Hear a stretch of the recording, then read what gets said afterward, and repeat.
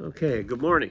So, I just did some work on my pistol here. I replaced my half-cock hammer. You should never do something like this without testing it out afterwards. So I'm going to fire a few rounds, and then I'm going to simulate something that you're going to want to see. So, okay, see, there it is there.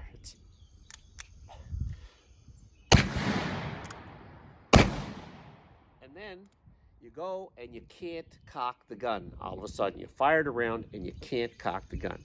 Well, here's what happened. You've got a high primer. It pushed out. So as you can see there, see that? See that raised, how that's proud of the, there, you can feel it. And that jams against the gun frame when you're trying to spin it. You're trying to cock it and I can feel it. It's rubbing very hard there. So you can spin it. The couple ways to get it out is you can actually put your fingers on the cylinder and spin it, help it. Don't pull too hard on your hammer, especially if it's a half cock, because you got little pieces in there and you're putting a lot of strain on them. The other thing you can do is you can just open up your gate and actually take the cylinder out. When you pop the cylinder out, you take out your cylinder pin, right? Pop out your cylinder,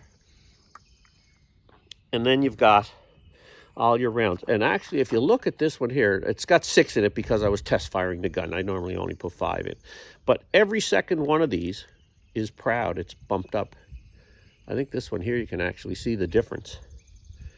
And that's because I have some homemade rounds in. And sometimes when you've made a homemade round 3 or 4 times, the cylinder, the pocket that the primer sits in, it gets enlarged and then it doesn't hold it properly. And this one is quite pronounced. You can see it out there. So a couple things there. One is, if you ever do any work on your pistols, you should always fire. Just because it dry fires doesn't mean it's going to actually live fire. Okay, don't blame the gunsmith if you didn't test fire your gun. And the other thing is, as I say, if you get a jam, a high primer in the middle of a match, you're probably out of luck. You're not going to have the strength in your thumb to haul that back. But to clear it, the easiest thing is just take the cylinder out of the gun altogether, especially if you have some other live rounds in there. Don't fool around with it trying to force it. Just take the cylinder right out, empty out all the ones with the high primer, and reload, and away you go. Anyway, that's just a couple words to the wise, as it were.